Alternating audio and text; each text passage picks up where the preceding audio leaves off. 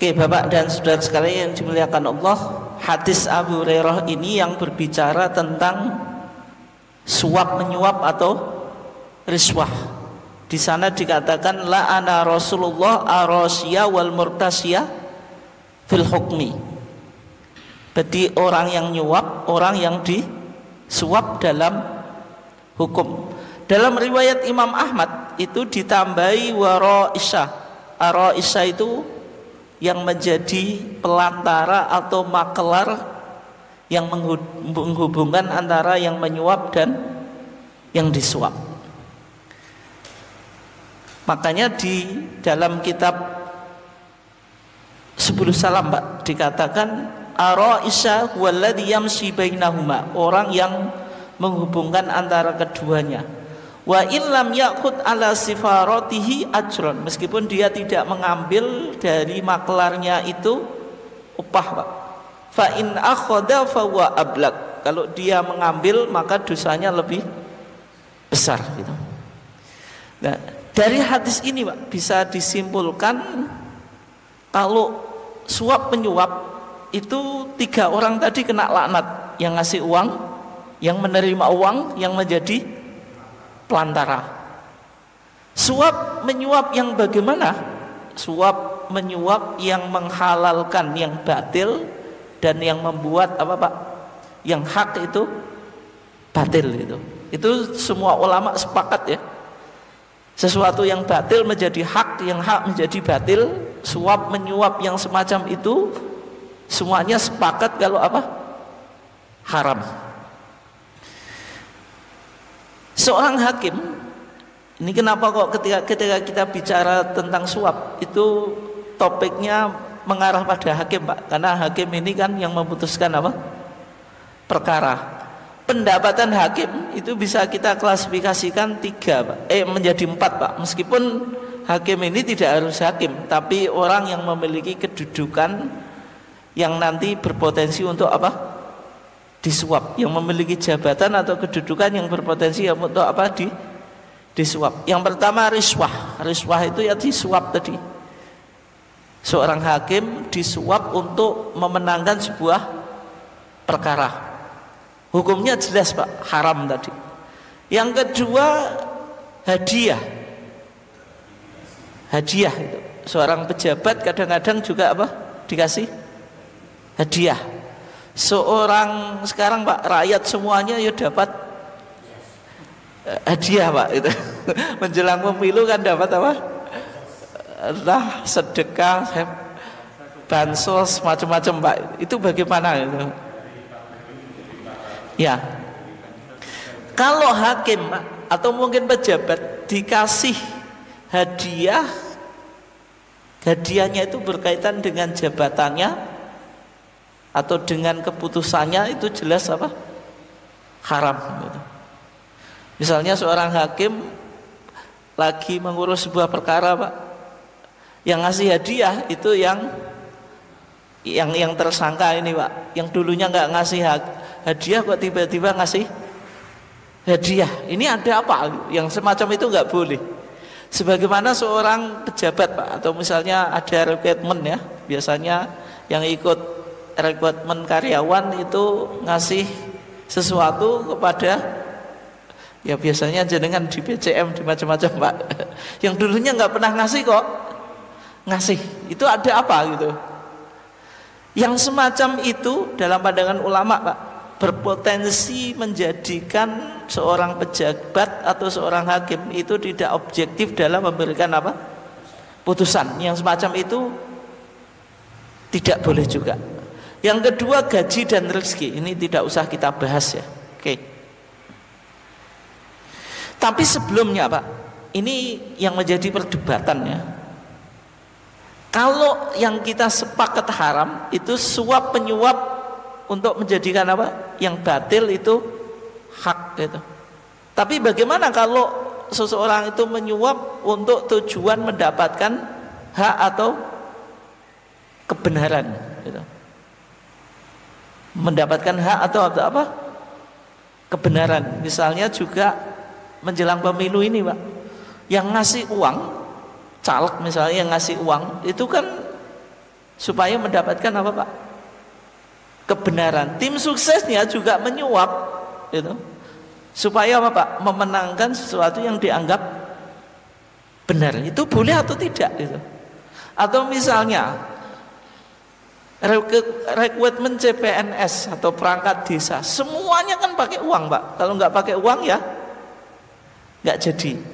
Kalau tidak kita pakai uang kemudian nggak jadi, kita akan menuntut hak kita Pak. Semacam itu boleh atau tidak? Bisa dipahami atau enggak? Bisa ya? Yang semacam ini terjadi perbedaan Pak di kalangan para ulama, yaitu riswah, nyuap untuk tujuan mendapatkan hak atau kebenaran. Saya kutip ada 3 pendapat ulama Pak, semuanya dari ulama Yaman. Yang pertama Al-Qadhi Al-Maghribi, yang kedua As-Sun'ani, yang ketiga As-Syaukani. Kita awali dari pendapatnya Al-Qadhi Al-Maghribi Pak. Al-Qadhi Al-Maghribi itu pensyarah kitab Bulughul Maram Pak. Nama kitabnya Al-Badru At-Tamam. Kemudian diringkas sama Al-Imam As-Sun'ani menjadi Subulus Salam. Kitab ini yang umum dikaji di Muhammadiyah Pak, di lingkungan Muhammadiyah. Syarahnya apa? Bulughul Maram. Kata Al-Maghribi itu, wa amma idza a'ta al-mu'ti liyatawassal ila haqqin, kalau seseorang ngasih suap supaya sampai pada kebenaran, au yadfa'a nafsihi dzulman, atau mencegah darinya kezaliman, fa innahu la yadkhulu fil wa'id. Orang yang semacam ini tidak masuk pada ancaman atau laknat tersebut Pak. Berarti kalau ada orang yang menyuap supaya apa? Mendapatkan kebenaran atau menghindari dari kerusakan pada dirinya, maka tidak kena apa? Ancaman. Dalilnya apa? Dalilnya yaitu Ibnu Mas'ud Pak. Ibnu Mas'ud itu untuk mendapatkan tanah di negeri Habasyah itu pernah memberikan 1 dinar. Ini kan bentuk suap Pak, tapi dilakukan oleh Ibnu apa? Mas'ud, sehingga disimpulkan orang menyuap untuk mendapatkan haknya itu diperbolehkan. Pandangannya siapa? Al-Maghribi. Tapi pandangan tersebut Pak dibantah oleh Al-Imam As-Syaukani Pak. Dibantah oleh Imam As-Syaukani. Bantahnya bagaimana? Bantahnya bahwasanya kebolehan menyuap untuk mendapatkan hak itu butuh dalil yang mengecualikan Pak. Artinya tadi la'ana Rasulullah SAW ar-rasiyah wal murtasiyah fil hukmi, dalil ini kan umum Pak, bahwasanya menyuap itu hukumnya apa? Haram. Untuk mengecualikan apa? Menyuap dengan tujuan mendapatkan kebenaran atau hak ini menjadi halal, butuh dalil yang mengecualikan. Dan dalam pandangan Imam As-Syaukani, semacam ini tidak ditemukan dalil khusus yang mengecualikan. Sehingga kalau tidak ditemukan dalil yang mentaksis mengecualikan, ya tetap apa? Haram. Bisa dipahami atau enggak? Bisa ya? Nah, sehingga kalau orang melakukan suap untuk mendapatkan haknya, itu ada 2 pandangan Pak. Yang pertama bilang halal, yang kedua apa? Haram. Yang halal contohnya apa? Pandangannya Al-Qadhi Al-Maghribi tadi, sebagaimana dilakukan oleh Ibnu Mas'ud. Yang bilang haram sebagaimana pandangannya Imam Syaukani tadi. Dalil keharamannya itu umum untuk mengecualikan suap demi mendapatkan kebenaran itu halal, maka harus dibutuhkan dalil yang apa? Yang mengecualikan, dan tidak ditemukan dalil yang mengecualikan. Bisa dipahami atau enggak? Ada 2 pandangan Pak ya. Nah sekarang kalau kita lihat fatwa tarjih itu lebih membolehkan atau tidak Pak? Kalau kita lihat ya, yang pertama di TJA jilid 3 Pak, halaman 213. Di sana dikatakan uang pelicin atau suap penyuap itu hukumnya haram, Pak. Hukumnya apa? Haram. Meskipun orang itu punya hak, Pak. Meskipun orang itu punya hak. Kalau kita baca ya, ini contohnya, Pak. Seorang ikut rekrutmen kepegawaian, misalnya CPNS, Pak. Sudah ikut tes, Pak, dinyatakan lolos. Tapi untuk mendapatkan SK itu kan nunggu, Pak. Biasanya yang dilakukan apa kalau nunggunya lama? Sudah bayar biar SK-nya cepat turun. Semacam itu, kalau ini fatwa tarjih, Pak, itu tetap dihukumi haram, Pak. Kenapa? Padahal itu kan haknya, Pak. Sebenarnya kan dia kan sudah dinyatakan lulus, cuma nunggu SK kok suwemen, Pak. Nah, di tarjih itu dihukumi haram. Ini kita lihat, ini fatwa tarjih yang pertama, Pak. Yang kedua, itu suap saat pilkades, Pak. Ini tidak hanya pilkades ya, termasuk pil-pilan yang lain, Pak ya.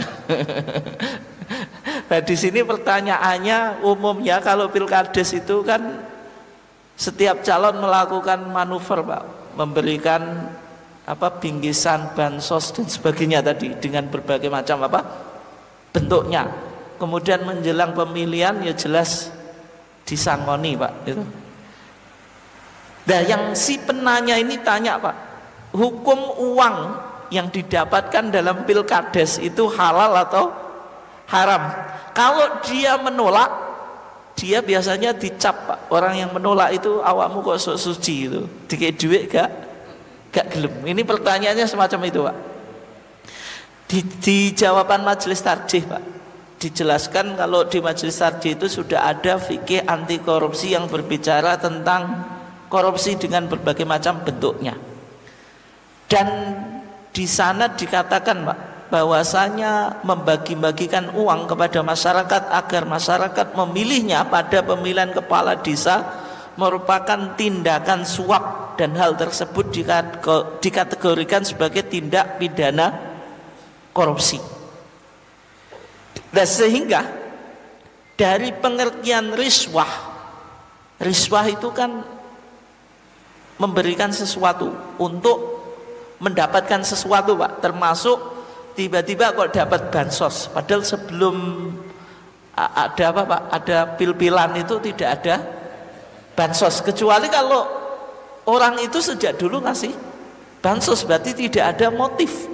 Tapi kalau memberikan sesuatu menjelang pemilihan, Pak, itu jelas ada motif. Yang semacam itu dikategorikan riswah itu. Dikategorikan riswah. Sebagaimana tadi kita dilarang memberikan hakim hadiah ketika terjadi sebuah kasus, kecuali kalau dulu sudah biasa ngasih hadiah kepada hakim, Pak ya. Kemudian disebutkan di undang-undang kita, Pak, Undang-Undang nomor 11 tahun 1980 ya, baik yang menyuap maupun yang disuap itu kena pidana, Pak. Ini ancamannya. Ancaman hukumannya 5 tahun, kemudian dendanya 15 juta rupiah itu. Kemudian dijelaskan dampak negatif riswah bagi masyarakat. Yang pertama, menciptakan moral masyarakat yang munafik. Orang kalau menerima itu, Pak, itu kan menjadikan munafik. Akhirnya ya store KTP sini, store KTP sana itu. Padahal nggak tahu yang ngasih uang dikira ikut dia, ternyata tidak, Pak. Kemudian menyuburkan budaya menjilat, artinya pokoknya uang itu. Kalau yang ngasih uang banyak ya diikuti atau dicoblos, serta mendidik masyarakat menjadi penipu. Akhirnya tadi store KTP juga kesini kesana kan menipu. Sehingga disimpulkan bahwasanya sikap ketika yang bertanya tadi, Pak, ketika dia menolak itu justru sikap yang betul gitu. Sikap yang yang betul, dan itu dianggap tidak sok suci. Berikutnya, Pak, itu tadi kan fatwa. Kalau di fikih anti korupsi, perspektif ulama Muhammadiyah, Majelis Tarjih dan Tajdid pimpinan pusat Muhammadiyah, dari dua pandangan ulama tadi Pak, ada yang membolehkan, ada yang tidak. Ketika suaf itu ingin mendapatkan apa? Haknya. Ternyata Muhammadiyah Pak lebih cenderung kepada pendapatnya Imam Asy-Syaukani. Imam Asy-Syaukani mengatakan ketika mengkritik Al-Imam Al-Maghribi Pak, yang membolehkan menyuap untuk kebenaran itu sebagai kebobrokan moral yang sangat luar biasa atau fi ghayati as-sukut Pak. Dan Imam Asy-Syaukani itu mengkritik Al-Maghribi itu qadhi Pak, hakim. Bagaimana seorang hakim kok membolehkan menyuap meskipun untuk demi kebenaran. Nah ternyata pandangan fikih anti korupsi Muhammadiyah sama dengan Imam Syaukani. Dan sehingga biasanya menjelang politik ya, menjelang pemilu itu muncul dua fatwa politik Pak. Ada fatwa yang normatif idealis. Normatif idealis itu sebagaimana pandangannya siapa? Imam Syaukani dan juga Muhammadiyah Pak, yang mengharamkan money politik itu haram. Yang kedua, fatwa responsif realistis Pak. Responsif itu artinya merespon permasalahan Pak. Realistis melihat realita di masyarakat Pak. Yang normatif idealis kayak pandangannya Imam Syaukani, kayak pandangannya Majelis Tarjih Pak, hukumnya haram. Yang responsif realistis Pak menganggap itu boleh-boleh saja, wajar-wajar saja, nggak ada masalah Pak. Di antara argumentasinya Pak, yang fatwa normatif idealis Pak lebih melihat pada dampak yang negatif Pak. Yang pertama bagi pejabatnya Pak.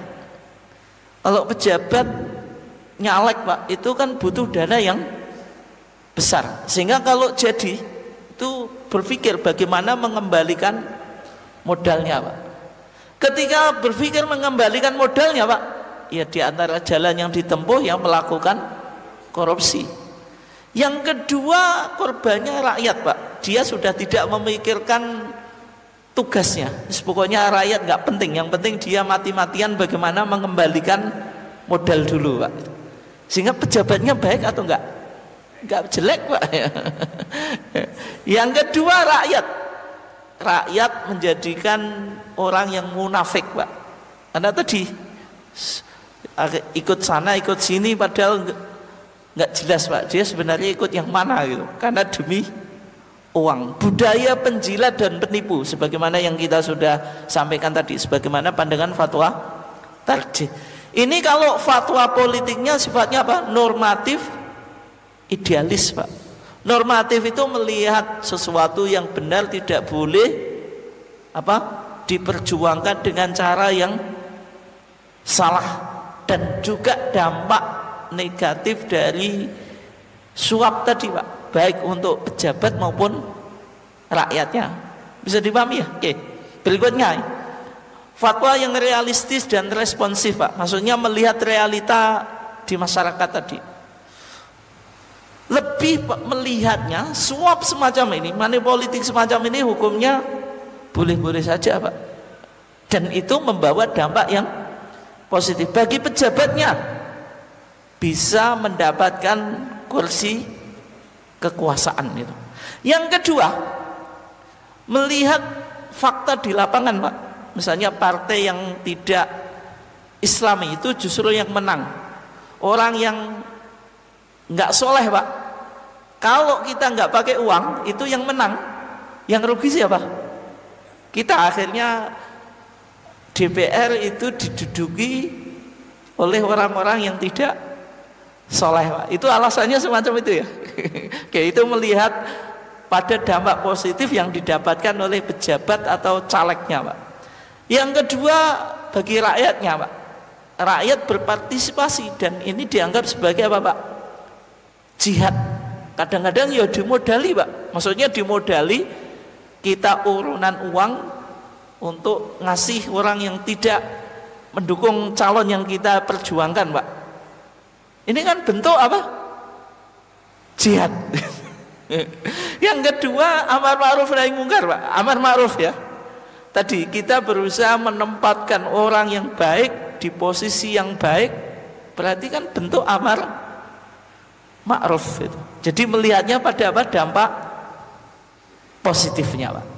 Nah, dari dua hal ini, Pak, karena kajian kita cukup pendek ya, saya nggak bisa menjelaskan secara detail, terburu dengan waktu.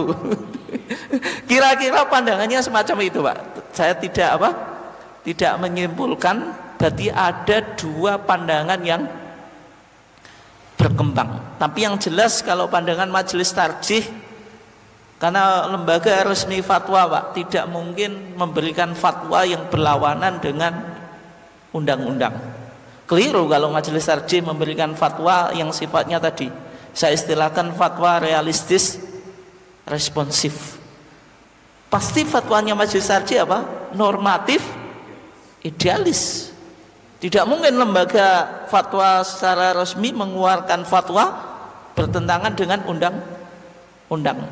Artinya sebenarnya demokrasi kita secara undang-undang sudah betul, Pak, tapi dalam implementasinya di lapangan yang kadang-kadang nggak jelas, Pak. Artinya money politik jelas haram sesuai undang-undang kita, tapi di lapangan tidak ada sistem pemilihan demokrasi yang tanpa ada money politik. Sehingga ini perjuangan kita ke depan, Pak. Yang jelas yang penting kita bagaimana bisa menyikapinya, itu saja ya. Mungkin sekian, ada yang ditanyakan atau enggak? Nggih, monggo Pak. Nggih, monggo. Nggih. Waalaikumsalam warahmatullahi wabarakatuh.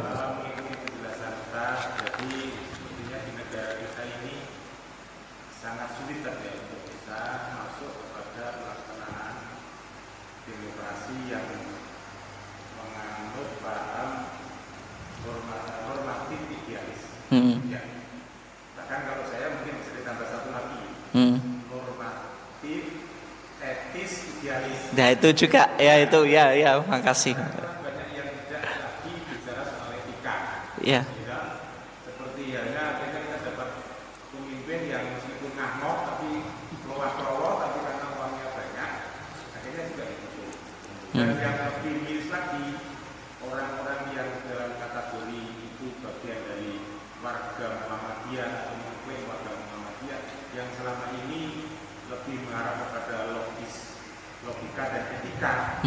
Ternyata secara terang-terangan menyatakan warga Muhammadiyah mendukung calon yang sudah jelas-jelas melanggar etika, baik etika secara hukum maupun etika kekuasaan. Nah, kapan kemudian negara kita ini bisa mendapatkan pemimpin sebagaimana yang tadi kita sampaikan? Kalau melihat kronologi demokrasi kita selama ini ya seperti itu saja. Artinya orang yang baik itu orang yang tidak disukai. Nggih. Menarik, Pak. Memang itu apa ya? Butuh perjuangan gitu. Artinya kita juga harus sadar, Pak. Warga kita di bawah, Pak, nggak bisa, Pak, diajak memilih tanpa logistik. Logika tanpa logistik nggak jalan itu, kata mereka gitu. Dengan berbagai macam argumentasi. Wong kita mendukung calon pejabat, nanti dia mendapatkan gaji yang cukup banyak, kok nggak mau modal gitu.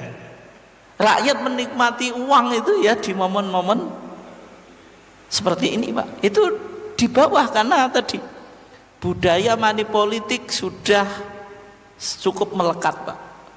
Padahal kalau misalnya rakyat di bawah, Pak, sadar bahwasanya memilih pemimpin itu kewajiban, Pak. Kan fardu kifayah.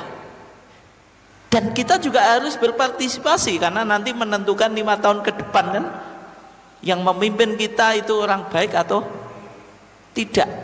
Tapi rakyat kita jiwanya masih itu, Pak. Ada yang tadi nggak cukup logika tapi butuh logistik. Yang kedua, upaya mergawe. Wong dia nggak kerja 1 hari, Pak. Kok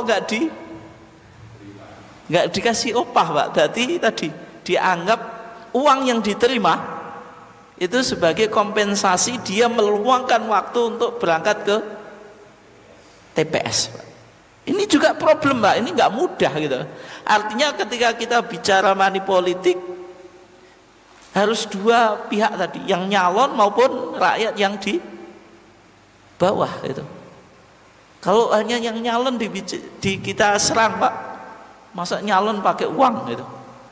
Yang sedangkan mental warga kita yang di bawah, Pak, itu masih mental semacam itu, ya tetap nggak bisa jalan. Makanya muncul tadi, Pak, muncul fatwa yang realistis, responsif gitu.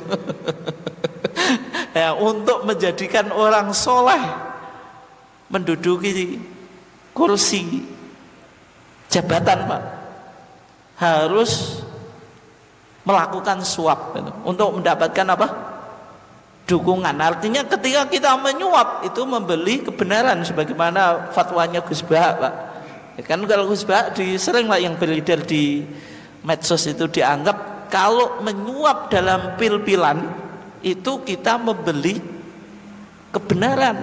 Karena kalau kebenaran tidak dibeli pakai uang, orang soleh tidak bisa menduduki jabatan. Sehingga kita berada di posisi yang sangat dilematis, Pak, itu. Dilematis. Kecuali kalau muncul tadi, Pak, kesadaran dari bawah, dan ini juga nggak mudah gitu. Misalnya kita bicara pada ini, Pak, fatwa yang normatif idealis, bagaimana fatwa tarjih. Belum tentu diantara kita menerima, Pak. Itu nggak sangat susah untuk diterima, dan itu tidak menguntungkan untuk perpolitikan di masa sekarang. Kalau diterapkan ya calon kita tidak akan ada yang jadi gitu. Pastikan gitu, Pak. Nah, sehingga tadi yang saya katakan kita berada di posisi yang sangat dilematis. Tapi paling tidak pembahasan ini memang sengaja saya mau munculkan, Pak. Paling tidak kita mulai berpikir fatwanya normatif tadi idealis atau etik juga etis tadi dengan tambahi tadi atau responsif realistis, tapi sebenarnya tadi tidak Pak, lebih pada dampak negatif ini, sehingga yang jadi pejabat ketika awalnya mungkin bilang memperjuangkan, Pak, ketika menduduki jabatannya tetap korupsi, Pak. Karena tadi loh ini kan itu. Mungkin kita semangat, Pak, memperjuangkan ini sebagai bentuk jihad ya, mendudukkan orang yang soleh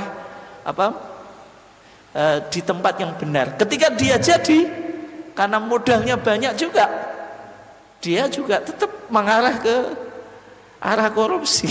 Karena semuanya nggak beres itu. Nah, sehingga ini loh kita berada di posisi yang sangat dilematis, sehingga kalau kita mengambil dua fatwa ini, Pak, memang harus tadi argumentasinya apa gitu. Dan tidak bisa kita mengatakan yang paling benar misalnya yang normatif idealis atau fatwa yang tadi yang realistis responsif, sehingga ini harus selalu didiskusikan terus gitu. Sehingga tidak mengarah pada perpolitikan yang jauh dari etika, yang jauh dari agama. Itu saya kira yang penting di situ, Pak. Mungkin komentar saya cuma semacam itu. Monggo yang lainnya ada, kita cukupkan ya. Iya, monggo, Pak, monggo.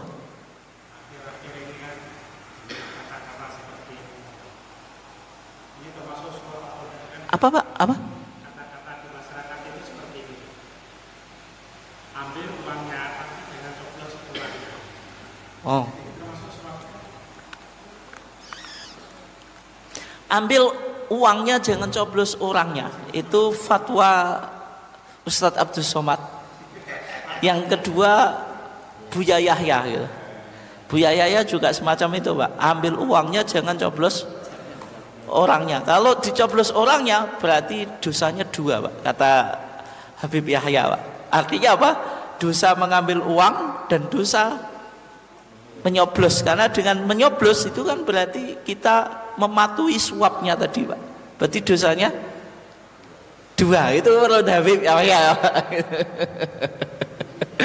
Berarti caranya ambil uangnya, kalau uangnya sudah habis ya berarti kita masih dosa 1 Pak, ditobati. Jangan diulangi kesalahannya dengan apa? Ngambil orangnya, nyoblos orangnya. Tapi kalau saya Pak, pandangan saya gitu. Pandangan saya semacam ini kalau kita betul terpaksa menerima, lebih baik tidak usah dimakan untuk diri kita, salurkan ke lembaga sosial, salurkan ke masjid, pokoknya yang sifatnya kepentingan umum. Masa uang 50.000 100 terus kita makan toh Pak, itu paling tidak syubhat. Itu syubhat itu enggak jelas. Kalau kita misalnya saya tidak mengambil fatwa yang apa Pak, yang normatif idealis atau realistis responsif, paling ya syubhat, artinya enggak jelas gitu. Dan sesuatu yang enggak jelas kan lebih baik kita hindari daripada dimakan diri sendiri, salurkanlah ke kepentingan umum itu. Kalau saya menyikapi semacam itu Pak, tapi saya sering Pak saya sampaikan dengan masyarakat bawah, rata-rata masyarakat kita enggak menerima Pak. Wong oleh sangu yo digawe apa tuku lombok kok dimasukkan ke masjid. Justru mereka mengharap karena memang budayanya sudah terlanjur rusak tadi, berpolitik sudah jauh dari etika tadi, sehingga yang terjadi di masyarakat bawah ya justru menanti-nanti Pak gitu. Menanti-nanti, dan ketika dapat uang kok dinao masjid dibuat kepentingan umum ya dimakan sendiri dan menganggap inilah kesempatan rakyat menikmati pesta demokrasi Pak. Mungkin itu Pak ya jawabannya. Kita tutup intinya Pak, intinya paling tidak, memang saya tidak menyimpulkan Pak, jenengan tahu ya, paling tidak ada 2 fatwa tentang money politik itu, 2 fatwa yang kontras Pak. Yang pertama normatif idealis dan etis juga tadi, melihat pada apa? Dampak negatifnya. Dengan bolehnya money politik melahirkan pejabat yang ingin mengembalikan modal ketika tadi Pak nyalek, yang terjadi korupsi dan tidak peduli pada rakyat. Yang kedua melahirkan budaya masyarakat yang munafik, penjilat, penipu Pak. Itu kalau fatwanya tadi apa? Normatif idealis. Dan fatwa normatif idealis untuk konteks sekarang ya belum tentu bisa diaplikasikan Pak. Jenengan berpegang pada ini, yang jenengan dukung pasti nggak jadi Pak, pasti nggak jadi. Artinya apa? Masyarakatnya belum siap. Yang kedua fatwanya tadi realistis responsif Pak, realistis melihat pada realita masyarakat tadi, karena sudah namanya money politik mendarah daging, orang sudah menunggu-nunggu Pak. Kalau perlu tadi store KTP tidak hanya satu calon ya, calonnya lainnya juga semuanya distorkan Pak KTP-nya gitu. Itu. Nah, ini lebih pada melihatnya pada dampak positif, misalnya bisa mengegolkan calon yang kita anggap baik Pak, yang anggap soleh, sehingga dia bisa menduduki jabatan atau posisi tadi Pak pemerintahan, sehingga jabatan atau posisi ini tidak hanya diduduki oleh orang-orang yang tidak soleh dan nanti berakibat pada kebijakan gitu. Kebijakannya ya kalau selalu pro Islam Pak, kalau tidak, sedangkan kita tidak punya wakil Pak di DPR, kan problem juga gitu. Kemudian yang kedua, membawa dampak positif pada rakyat, artinya rakyat dianjurkan untuk berpartisipasi Pak, memperjuangkan calon yang dianggap baik gitu, termasuk dianggap apa tadi? Jihad atau amar ma'ruf. Jadi ada 2 fatwa yang cukup kontras Pak, sehingga bagaimana kita menyikapi ya semuanya disikapi dengan bijak, jangan terlalu sangat fanatik ke fatwa yang realistis responsif, ataupun mungkin tadi idealis normatif, Pak. Kita lihat sikon kita bagaimana. Tetapi yang penting tadi tetap menempatkan politik itu tidak jauh dari norma-norma agama gitu. Meskipun butuh proses yang cukup Pak, yang panjang. Kurang lebihnya mohon maaf. Wassalamualaikum warahmatullahi wabarakatuh.